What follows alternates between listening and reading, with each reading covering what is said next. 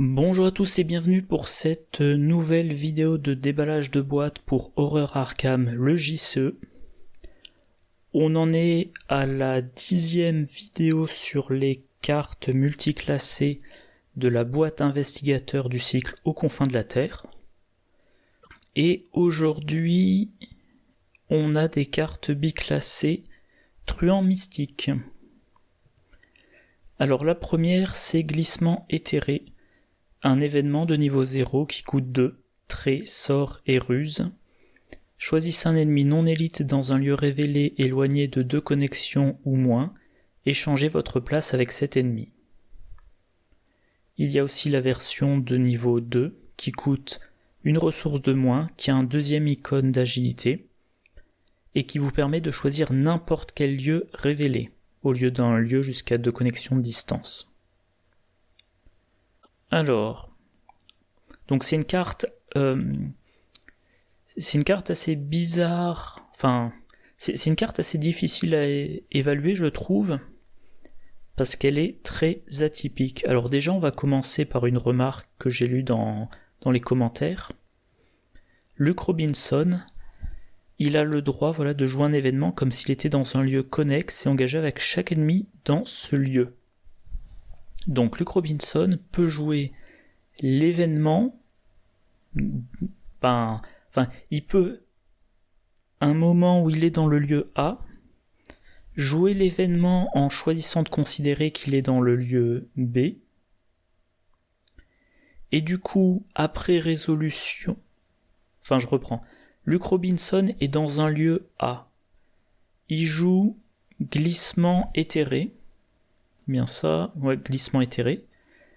En considérant qu'il le joue depuis le lieu B, il cible l'ennemi qui est dans le lieu C. Il intervertit, donc il va dans le lieu C dans lequel se trouvait l'ennemi. Par contre, l'ennemi va dans le lieu B parce que Luke Robinson a joué l'événement depuis le lieu A, mais comme s'il était dans le lieu B.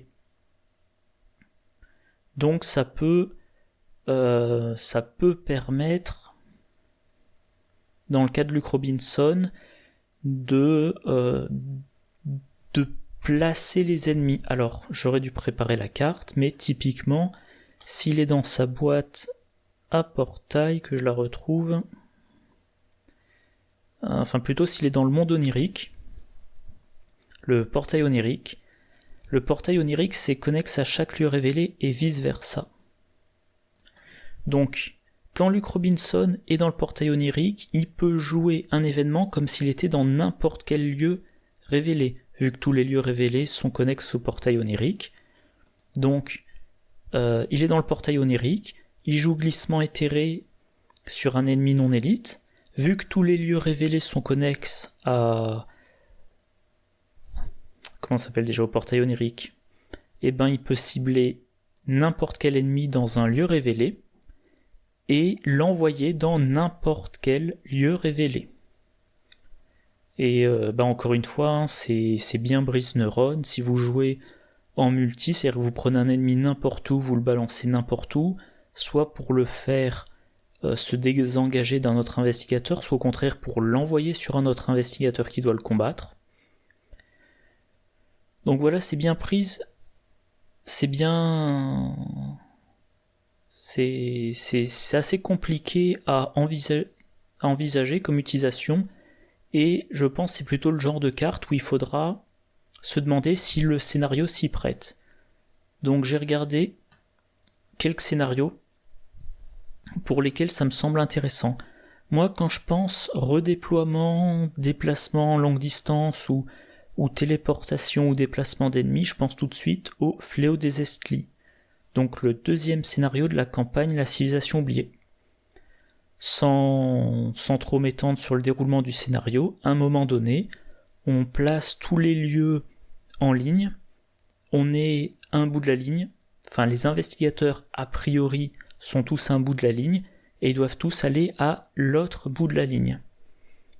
Et grâce à glissement éthéré, le mystique qui le joue peut choisir un lieu à 2 connexions, intervertir sa place avec un ennemi qui se trouve dans ce lieu. Alors, normalement, enfin, comme on explore les lieux, ils ont tous en jeu révélé, donc ils sont tous révélés. Donc avec glissement éthéré de niveau 0, on choisit le lieu qui a 2 connexions de distance. Si on a la version de niveau 2, on choisit n'importe lequel. Donc on va choisir le lieu le plus proche du lieu d'abandon dans lequel il y a un ennemi. Le mystique, hop, interverti de place. Et ensuite, les autres investigateurs se débrouillent comme ils peuvent. Sauf que je retrouve, le mystique peut utiliser en combinaison avec ouverture de portail. Il est, donc comme je le disais, à un bout du plateau. Il joue dans son lieu l'ouverture de portail. Avec glissement éthéré, il va aller le plus loin possible. Alors il envoie dans le lieu un ennemi. Donc les autres investigateurs vont devoir soit achever l'ennemi, soit se déplacer, accepter l'attaque d'opportunité. Donc grâce à glissement éthéré, mettons que c'est celui-là, il va se trouver à 1-2 lieux, si tout se passe bien, de l'entrée des ruines dans lesquelles il faut aller abandonner. Donc il va utiliser ses dernières actions pour aller dans le lieu d'abandon. Et comme c'est rapide, il joue la deuxième copie d'ouverture de portail. Maintenant, l'investigateur qui s'est retrouvé engagé avec l'ennemi qui a été échangé, il doit soit échapper à cet ennemi, soit le vaincre. Une fois que c'est fait en une action, il passe par le portail. Le troisième investigateur, pareil, il passe par le portail, et le quatrième éventuellement, si vous jouez jusqu'à 4, il passe par le portail. Alors les investigateurs 2, 3, 4 ont potentiellement d'autres actions pour abandonner dans la foulée ou pour aller dans l'entrée, abandonner. Voilà. Autre exemple de scénario, les masques de minuit. Dans ce scénario, on va à plusieurs reprises faire arriver un ennemi dans un lieu. Il y a des chances que ça soit un lieu dans lequel vous êtes déjà allé. Donc un lieu que vous avez déjà révélé, grâce à glissement éthéré, vous allez dans le lieu de cet ennemi. L'ennemi va dans le lieu dans lequel vous étiez, et ça va vous permettre soit de mettre l'ennemi dans un lieu qui vous arrange plus, soit, si vous jouez plutôt le spécialiste en enquête ou le polyvalent, vous échangez de place et l'ennemi est envoyé dans le lieu du combattant et le combattant se charge de cet ennemi. Autre exemple, alors je sais plus où j'avais vu les commentaires, sur une des deux cartes, enfin dans le commentaire soit de la carte améliorée, voilà c'est ici, voilà aux frontières du visible. Ouais, c'est ça, aux frontières du visible. Donc il y a les rejetons de Yog-Sothoth en jeu, qui ne sont pas élites. Je vais quand même vérifier. Voilà, les rejetons de Yog-Sothoth ne sont pas élites. Donc glissement éthéré marche sur eux. Et voilà, le rejeton est dans un lieu qui arrange pas. On l'envoie dans un lieu où on a un effet du style lui mettre un indice dessus, ou l'affaiblir, ou l'incliner, je sais plus, j'ai plus joué à ce scénario depuis longtemps. Et voilà, c'est ce que j'avais en tête comme exemple de scénario. Alors maintenant, de quelle autre carte ça se rapproche glissement éthéré ? La version de niveau 2 fait un peu penser à Rejoindre la caravane. Donc un événement chercheur de niveau 1 qui coûte 5, perspicacité synergie, rapide, à jouer uniquement lors de votre tour, réduisez de 1 le coût de cette carte pour chaque classe différente parmi les cartes que vous contrôlez, déplacez-vous vers n'importe quel lieu révélé.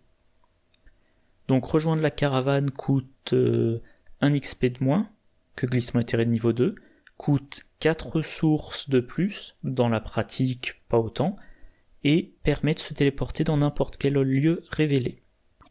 C'est mieux, mais ça coûte plus cher. Glissement éthéré, ça coûte moins cher, mais il faudra avoir un ennemi dans le lieu dans lequel on veut se rendre. Alors maintenant, échanger de place avec un ennemi, ça peut permettre déjà de déplacer l'investigateur, mais ça permet aussi de déplacer l'ennemi. Par exemple, de le mettre dans un lieu connexe.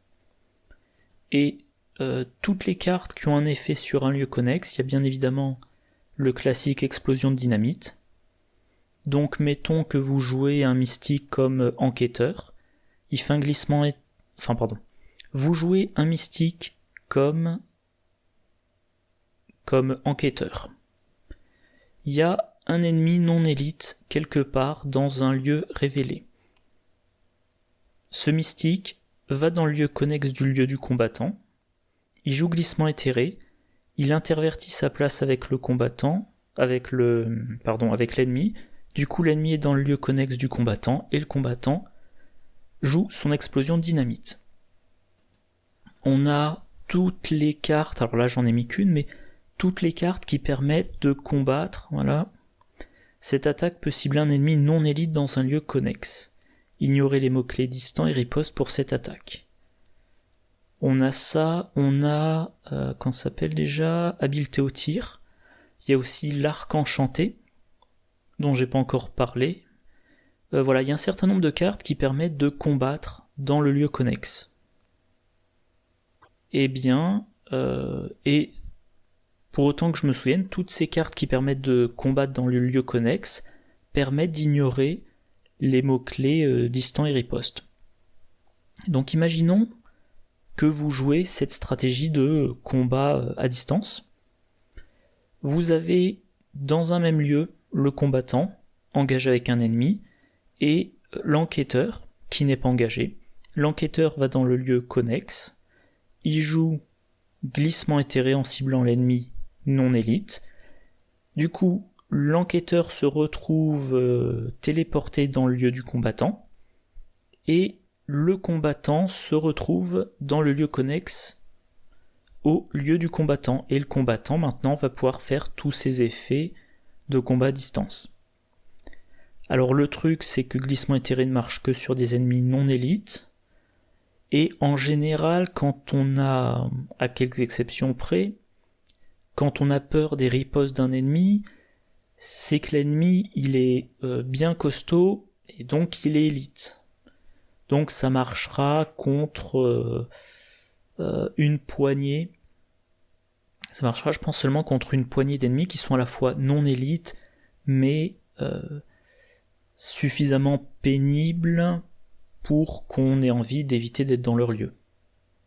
Voilà, si je me souviens bien, on va voir. Voilà, par exemple celui-là. Alors j'ai pas le nom en français. Vigne étrangleuse, un truc de ce genre-là. Un ennemi qui a alerte et riposte, qui n'a que 3 de combat mais qui a 6 points de vie, forcé, après qu'il effectue une attaque d'opportunité contre vous, vérifiez vos provisions. Si vous n'avez pas de canif, vous perdez toutes les actions qui vous restent et terminez votre tour. Donc on a un ennemi qui a 6 points de vie, il fera fréquemment 3 actions pour le vaincre. On prend le risque de se prendre sa riposte, si on essaie de lui échapper, on prend le risque de se prendre une attaque à cause d'alerte. Et ben ça par exemple, ça peut être intéressant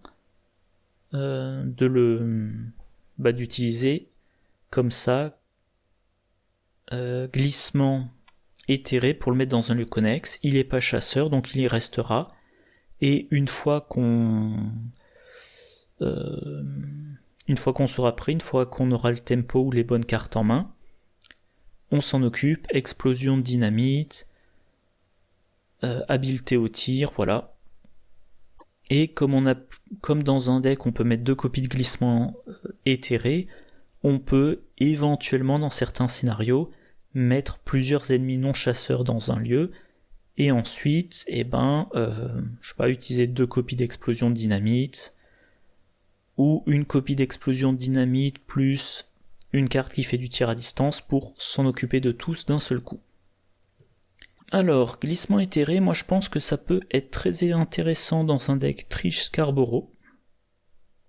Elle a accès aux 2 versions. Pourquoi ? Parce que le truc de triche, c'est que si elle trouve un indice dans le lieu dans lequel il y a un ennemi, elle peut soit échapper automatiquement à l'ennemi, et donc ça permet de traverser le lieu sans se prendre d'attaque, ça permet de rester dans le lieu sans se prendre d'attaque, de faire plusieurs actions sans se prendre d'attaque d'opportunité, ou alors elle trouve un indice supplémentaire. Donc elle va pouvoir jouer glissement éthéré pour mettre l'ennemi dans un lieu dans lequel il y a des indices, elle se mettre dans un lieu avec ou sans indice, peu importe, et ensuite elle va trouver une façon de prendre les indices dans le lieu de l'ennemi, potentiellement avec bien informé, qui permet, enquêter dans n'importe quel lieu révélé en jeu, comme si vous étiez dans ce lieu. Donc elle enquête. Alors par contre, il y a des discussions, il faudrait une clarification sur le fait que ça provoque ou pas une attaque d'opportunité vu qu'on enquête comme si on était dans le lieu. Donc c'est comme si on faisait l'action dans le lieu, mais l'ennemi, comme on n'est pas dans le lieu, on n'a pas l'ennemi dans sa zone de menace, et du coup, faudrait que ça soit clarifié, mais en tout cas, vous faites votre enquête à distance. Si elle est réussie, vous trouvez un indice. Comme il y a un ennemi, vous pouvez choisir de trouver un deuxième indice. Alors maintenant, moi je pense que cette carte-là, c'est quand même plus intéressant dans des grands groupes. Pourquoi ? Parce que en solo, en général les ennemis, sauf s'ils ont des règles de génération bien spécifiques, en général les ennemis on les génère dans son lieu. Et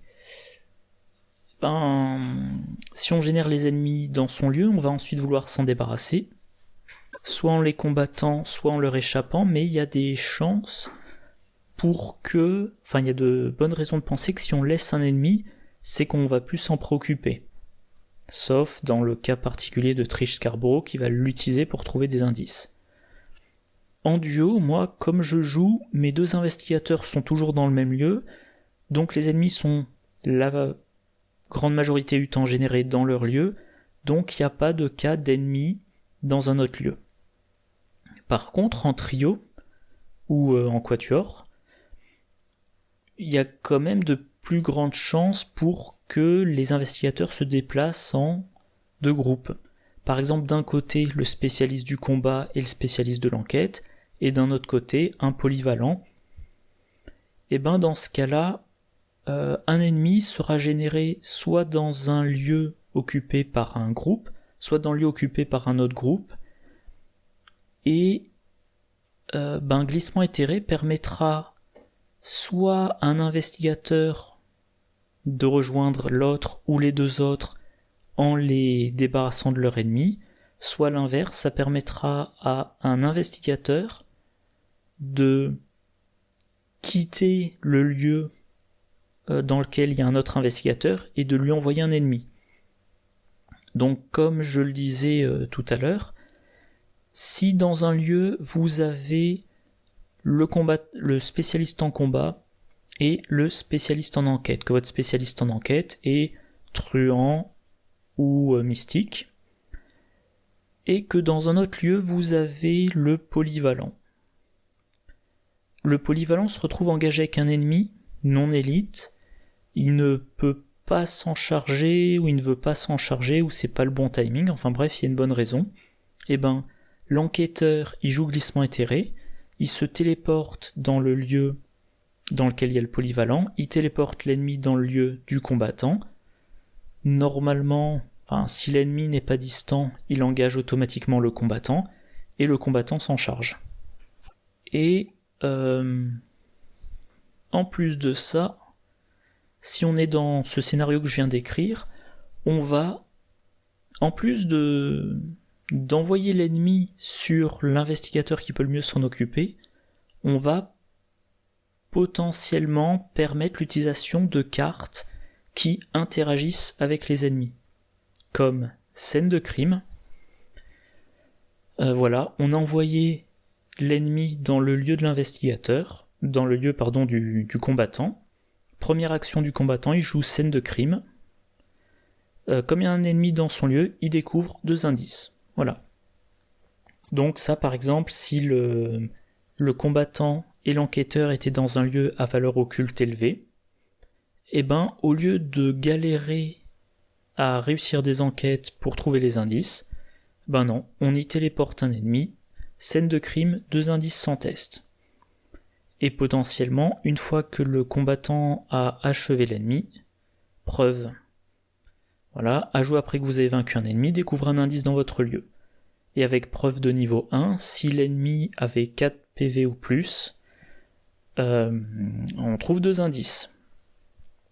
Et si le combattant en question c'est Roland Banks, grâce à sa capacité, il peut avoir un 5e indice sans test. Voilà. Et c'est tout pour glissement éthéré. Ouais, ça m'a pris plus de 20 minutes. Je pense que... Ah oui, petite remarque, il y a quelques temps dans mes vidéos, au début, je mettais pour les cartes multiclassées 1 sur 20, 2 sur 20, etc. Et j'ai changé la numérotation. Je suis passé maintenant à 9 sur 18, 10 sur 18, parce que comme j'avais pris du retard sur les diffusions, je me suis dit je vais essayer de regrouper le contenu de plusieurs vidéos. Par exemple, j'avais prévu de faire une vidéo rien que sur glissement éthéré, et ben ça aurait fait une vidéo de 20 minutes, mais là j'ai regroupé, alors ça je crois que c'était prévu pour jeudi, si ma mémoire est bonne, et donc là je vais faire la deuxième carte dont j'avais prévu de parler vendredi. Ou alors vendredi et lundi, je sais plus. Bref, deuxième carte, il s'agit d'Embrouillé. Embrouillé, c'est un soutien de niveau 1 qui coûte 2, qui occupe un emplacement d'arcane, qui a le trait sort, utilisation 3 charges, action, s'il reste au moins une charge sur Embrouillé, échappé à. Pour cette tentative d'évasion, vous gagnez plus 1 à votre valeur de compétence et vous avez le droit d'utiliser la volonté au lieu de l'agilité. En cas de réussite, dépensez une charge et vous avez le droit...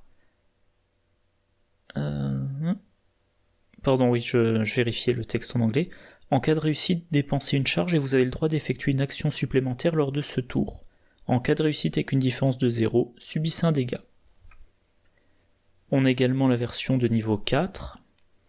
Une charge de plus, on a un plus de la valeur de compétence. En cas de réussite, on dépense 1 ou 2 charges. Et on a le droit d'effectuer autant d'actions supplémentaires lors du tour que de charges dépensées. En cas de réussite avec une différence de 0, on subit 2 dégâts. Voilà, alors j'ai déjà parlé du sort de combat, qui était biclassé gardien mystique, du sort d'enquête, qui était biclassé chercheur mystique, et là on a le sort d'évasion biclassé truand mystique, assez logique. Alors, le premier sort d'évasion qu'on a eu, c'était Brume de Relier. Brume de Relier, 4 charges. On fait l'évasion à la volonté au lieu de l'agilité. En cas de réussite, on peut on peut se déplacer soit vers un lieu connexe, et si on révèle un symbole spécial, on doit choisir et défausser une carte de sa main. Donc Brume de Relier, en une action, on échappe puis on se déplace si on le souhaite. On avait Ineffable Vérité aussi dans le pack Jacqueline Fine, qui avait que 3 charges, que je regarde bien. En cas de réussite, on avait en plus en bonus un dégât à l'ennemi auquel on a échappé, et par contre l'effet secondaire sur le signe des anciens le plus 1 ou le 0, c'était de perdre une ressource. Alors il y a eu d'autres cartes d'évasion, d'autres sorts d'évasion. Il y avait, alors je sais plus comment ça s'appelle, celui d'Innsmouth, Voile d'ombre ou un nom comme ça. Bon, alors je vais reprendre rapidement ce que j'ai dit pour les autres. Alors, on a un bonus de plus 1, ce qui est bien. On choisit si on utilise la volonté ou l'agilité, ce qui est bien. Ce qui est même très bien si on joue un truand, vu que les truands, la plupart du temps, ils ont une mauvaise, voire une très mauvaise volonté. Par exemple, si on joue ça dans un Winifred Abamok, elle va faire une tentative d'évasion avec sa valeur d'agilité modifiée de 6. On ne peut utiliser le sort que s'il y a encore au moins une charge, mais on ne dépense la charge qu'en cas de réussite. En cas de réussite, on a une action supplémentaire. Les actions supplémentaires, c'est le grand truc des truands depuis Léo Deluca. Et l'effet secondaire, subir des dégâts, ça, faudra faire attention, j'y reviendrai plus tard. Alors, comme je le disais pour les autres soutiens sorts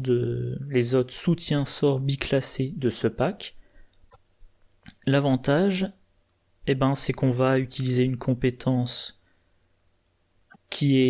dans laquelle on est meilleur, en partant du principe que ce sort est joué par des truands. On va pouvoir par exemple attribuer dextérité, voilà, pour avoir un +1. Donc Winifred Abamok, maintenant elle fait une tentative d'évasion avec une valeur de compétence de 8. On peut... Alors, c'est une action de type échappée A, donc on peut se demander s'il n'y a pas des cartes compétences intéressantes à attribuer lors des tentatives d'évasion. Donc j'ai trouvé ça comme compétence qui mentionne l'évasion, donc on voit qu'elles ont toutes des icônes d'agilité, donc elles sont attribuables si on fait l'évasion à l'agilité, et il y en a une qui a des icônes libres. Alors audace, de toute façon... audace, comme c'est des icônes libres, on aurait pu attribuer à n'importe quelle tentative d'évasion. Et les autres, c'est attribuable à partir du moment où on fait sa tentative d'évasion en choisissant l'agilité. Et une qui est intéressante dans la liste, c'est porte-flingue. Un icône d'agilité, si ce test de compétence est réussi lors d'une tentative d'évasion, la prochaine fois que l'ennemi auquel on a échappé subit des dégâts à ce tour, infligez-lui un dégât supplémentaire. Donc cette compétence vous aide à réussir votre évasion et vous fournit un dégât donne un dégât supplémentaire la prochaine fois que l'ennemi subit des dégâts à ce tour, donc de la part du même investigateur. Donc c'est intéressant dans les decks qui font dans les decks de truands qui font pas de l'évasion pure, qui font du combat mais qui commencent le combat par une évasion. Voilà. Et tant qu'à faire, dans la combo, vous pouvez rajouter le 25 automatique de niveau 2 pour sa réaction. Réaction, après que vous avez échappé un ennemi dans votre lieu, effectuez la capacité combattre ci-dessus sans dépenser d'action. La capacité de combattre, en l'occurrence, c'est dépenser une munition. Si l'ennemi attaqué est incliné, vous gagnez plus 2 en force, infligez plus 1 dégât pour cette attaque. Du coup, embrouillé. Vous faites une action échappée à. Vous attribuez porte-flingue. Vous avez le +1 du sort, vous avez le +1 de la compétence. Comme on parle d'un truand qui est bon en évasion, a priori il a 4 de valeur de base. Vous faites votre tentative à 6, voire 7 si vous avez un bonus quelque part. En cas de réussite, en cas de réussite, vous avez le droit immédiatement de combattre avec le 25 automatique. Donc vous dépensez une munition, vous faites votre attaque à plus d'en force, donc même remarque, si vous choisissez cette façon de combattre, c'est que vous avez au minimum 3 de valeur de combat. Finn Edwards a 3, donc 3 plus 2 il fait son attaque avec une valeur de compétence de 5.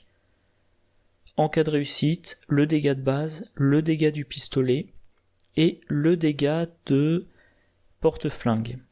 Et en plus de ça, embrouillé, comme vous avez réussi votre évasion, vous devez dépenser une charge et vous avez gagné une action supplémentaire.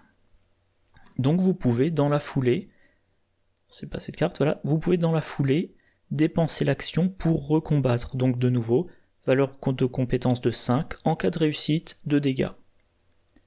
Et tout ça vous a pris qu'une seule action. À noter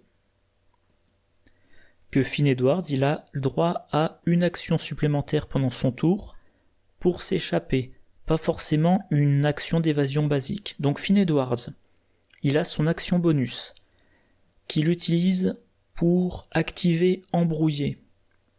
Il attribue Porte-Flingue. En cas de réussite, il a réussi son évasion, donc l'ennemi est incliné, il attaque avec le 25 automatique, il utilise son action bonus pour réattaquer avec le 25 automatique, s'il a réussi ses 2 attaques, il a fait 5 dégâts, et maintenant, Finn, il a toujours ces 3 actions, les 3 actions qu'ont tous les investigateurs. Voilà. Et ça, cette logique est aussi valable pour Trish Scarborough.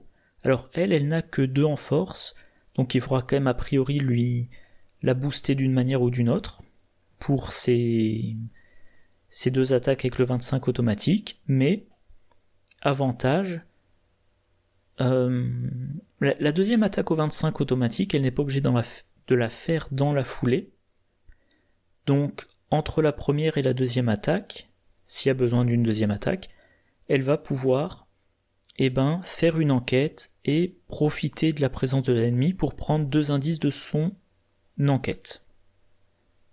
Voilà. À noter, alors, le embrouillé de niveau 1, ça vous donne une action. Embrouillé de niveau 4, ça peut vous donner 2 actions. Donc si vous gagnez plusieurs actions, on peut se demander s'il n'y a pas, en plus du fait d'avoir des actions supplémentaires, est-ce qu'il n'y a pas quelque chose qui vous récompense pour avoir joué plein d'actions ? Eh ben, il y a Jour de paix, un événement de niveau 1, illicite condamné, qui coûte 0, gagnez une ressource pour chaque action que vous avez effectuée ce tour en comptant celle-ci. Si c'est votre tour, terminez votre tour. Du coup, que je me trompe pas, Finn, il a son action supplémentaire, qu'il utilise avec Embrouillé. Donc, action d'évasion d'Embrouillé, ça fait 1. Il réussit son évasion. Donc, il déclenche, effectuer la capacité combattre, sans dépenser d'action. Ok, donc c'est une capacité combattre, il n'y a pas marqué action combattre, donc ça compte pas. Par contre, grâce à Embrouiller, il a potentiellement gagné 2 actions. Donc 2, 3. Plus ces 3 actions standards, ça le monte à 6. S'il a des Léo De Luca, ça monte à 7. Donc il va jouer, que je retrouve l'onglet, voilà, il va jouer Jour de paix pour avoir ces 7 ressources. 7 ressources qui vont lui permettre d'avoir de meilleurs bonus avec relations influentes, pour avoir de meilleures chances de réussir ces différents tests, bon voilà. Enfin bref, le classique du deck truand friqué. Alors une carte importante aussi avec Embrouillé, c'est le Cavalier d'épée. Le Cavalier d'épée, c'est le tarot de niveau 3 des truands. Réaction, quand vous devriez réussir un test de compétence, vous gagnez +1 à votre valeur de compétence pour ce test. Vous avez le droit de défausser le Cavalier d'épée pour gagner +3 à la place. Autre réaction, quand la partie débute, si le Cavalier d'épée est dans votre main de départ, mettez-le en jeu. Alors je relis le texte, ouais c'est ça, il n'y a pas de limitation. Cette réaction marche à chaque réussite de test de compétence. Pourquoi cette carte est très intéressante ? Eh ben, parce que pour la fin de l'effet du sort, en cas de réussite avec une différence de 0, subissez un dégât, version niveau 4, subissez 2 dégâts. Qu'est-ce qui va se passer ? Vous utilisez Embrouillé, vous avez réussi de 0, vous devriez vous prendre un dégât, ou 2, mais vous dites, eh ben j'ai le cavalier d'épée, j'ai réussi, je me donne plus 1, donc j'ai pas réussi de 0, j'ai réussi de 1, comme j'ai réussi de 1, je ne me prends pas de dégâts. Donc le cavalier d'épée vous protège contre l'effet secondaire je vais y arriver, du sort embrouillé. Voilà. Et bien évidemment, si vous jouez cavalier d'épée et que vous vous donnez un plus 1 à chaque réussite, vos réussites de 0 deviennent des réussites de 1, et vos réussites de 1 deviennent des réussites de 2, etc. etc. Du coup, vous pouvez jouer un deck réussite par X ou plus. Et dans ce cas bien spécifique, on peut citer vol à la tire de niveau 2, réaction, après que vous avez échappé à un ennemi, inclinez vol à la tire, piochez une carte ou gagnez une ressource. En cas de réussite avec une différence de 2 ou plus, faites les deux à la place. Donc si avec embrouillé, vous devriez réussir de 1, grâce à cavalier d'épée vous réussissez de 2, vous inclinez vol à la tire, vous avez une carte et une ressource. Autre carte intéressante, élan, compétence de niveau 1 avec un icône libre. Si ce test de compétence est réussi, diminuez de X la difficulté du prochain test de compétence que vous effectuez à cette phase, X étant le nombre de points de réussite, jusqu'à un minimum de 3. Donc là, je reviens sur ce que je disais avant, vous utilisez embrouillé. Vous attribuez élan, et potentiellement aussi homme de main. C'est bien ça, porte-flingue, voilà ça, porte-flingue. Donc, vous avez une bonne agilité, mettons 4, le plus 1 du sort, ou plus 2, donc 5. Élan, plus 1, ça vous fait 6, porte-flingue, plus 1, ça vous fait 7. Vous faites votre test à 7 contre la valeur d'évasion de l'ennemi. Si vous réussissez, grâce au cavalier d'épée, vous réussissez d'un supplémentaire, donc mettons que vous réussissez de 2. Vous avez réussi votre évasion de 2, donc la difficulté du test suivant est diminuée de 2. Vous activez le 25 automatique, vous allez combattre. L'ennemi est incliné, vu que vous lui avez échappé, donc vous avez un plus 2 en force, et l'ennemi a moins 2 en valeur de combat.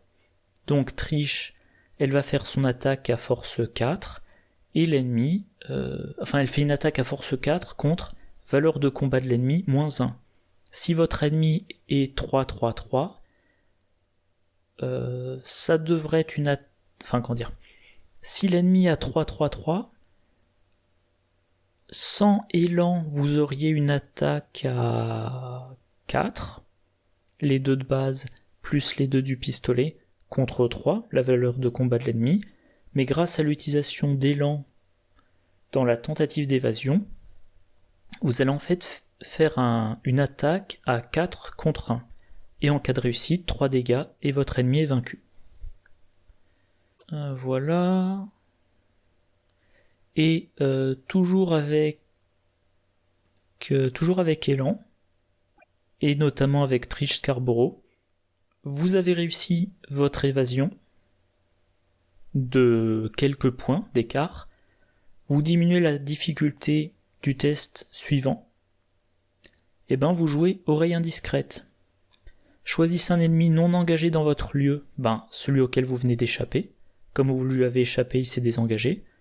Effectuez un test d'intelligence X, X étant la valeur d'évasion de l'ennemi choisi. En cas de réussite, découvrez 2 indices dans votre lieu. Donc la difficulté, c'est un test d'intelligence que vous faites. La difficulté, ça devrait être la valeur d'évasion de l'ennemi, sauf que grâce à élan, vous avez diminué la valeur de difficulté. Et en cas de réussite, vous trouvez 2 indices. Donc je reprends le même exemple. Un ennemi qui est 3-3-3. Encore une fois, mettons que vous avez réussi de 2. La difficulté est diminuée de 2. Donc vous allez tester votre intelligence contre 1. Si je prends l'exemple de Trish Scarborough, c'est un test à 4 contre 1. donc de très bonnes chances de réussite, en standard du moins. En cas de réussite, 2 indices. Trish Scarborough, elle utilise sa capacité, comme il y a un ennemi dans le lieu, elle trouve un 3e indice. Et voilà tout ce que j'avais à dire sur Embrouillé. Alors évidemment, comme je le disais pour je sais plus quelle carte biclassée chercheur, Embrouillé, c'est un sort, ça décharge. Si vous avez accès aux cartes mystiques, et ben il y a les cartes mystiques classiques pour recharger. Il y a recharge, il y a vent de pouvoir, il y a Twyla Catherine Price, voilà. Et si vous avez accès aux cartes chercheurs, il y a également l'étudiant énigmatique. Par exemple, si je continue à parler de Trish Scarborough, qui est biclassée chercheur, elle peut utiliser donc l'étudiant énigmatique qui permet de déplacer une charge d'un soutien vers un autre soutien, et éventuellement une carte qui a facilement des charges, ça doit être celui-là, oui, le crâne décoré. Donc à chaque fois que Trish tue un ennemi, elle met une charge sur le crâne décoré, et ensuite grâce à l'étudiant énigmatique, elle déplace les charges du crâne vers Embrouillé, ce qui lui permet de faire d'échapper aux ennemis. Une fois qu'elle a échappé à l'ennemi, selon les situations, soit elle le laisse là et elle prend les indices du lieu, soit elle se débarrasse de l'ennemi avec le 25 automatique et avec la carte dont j'oublie toujours le nom qui fait des dégâts sans test à un ennemi incliné. Bon ben voilà, 45 minutes d'enregistrement, je vais m'arrêter là. Un très rapide récap. Alors glissement éthéré, intervertir la place d'un investigateur et d'un allié, c'est très particulier. Pour moi, c'est une carte plutôt de trio, ou pour des scénarios extrêmement spécifiques dans lesquels il y a beaucoup d'ennemis générés dans d'autres lieux. Comme je l'ai déjà dit, toutes les cartes qui dans leur texte ont lieu révélé ont de meilleures chances d'être utiles dans la civilisation oubliée, vu que quand on explore des lieux, ce sont des lieux monophases qui arrivent toujours en jeu révélé. Mais bon, c'est vraiment la carte, c'est une carte à combo. C'est soit une carte à combo, plutôt dans des trios ou quatuors, soit une carte qu'on met parce qu'on sait qu'il y a un scénario dans lequel ça va être très efficace. Embrouillé, c'est un très bon sort d'évasion. Très bon sort d'évasion pour les truands. Pour les mystiques, je pense que quand même Brume de Relier, ça reste le standard. Et ça va être particulièrement intéressant pour les truands qui se contentent pas d'échapper aux ennemis, mais qui échappent aux ennemis pour les combattre plus efficacement, avec le 25 automatique, avec attaque par... Alors je vais quand même vérifier laquelle des deux c'est. Dans boîte de base, c'est... Non, c'est pas attaque par derrière, donc c'est attaque par surprise, voilà. Dégâts sans test à un ennemi incliné. Qu'est-ce que je disais ? Oui, donc voilà, embrouillé, c'est un très bon sort d'évasion pour les truands. Et ça va permettre un certain nombre de combos pour les truands qui veulent soit échapper à un ennemi comme première étape d'un combat, soit tirer avantage de la présence d'ennemis, typiquement Trish Scarborough. Bon ben voilà, c'est tout pour aujourd'hui. Comme d'habitude, j'espère que ça vous a intéressé. N'hésitez pas à laisser un commentaire, notamment si vous pensez que j'ai oublié un truc ou si vous avez eu l'occasion de tester une de ces cartes. Moi je vous souhaite une bonne journée, une bonne soirée, de bonnes parties, et je vous dis à la prochaine, au revoir.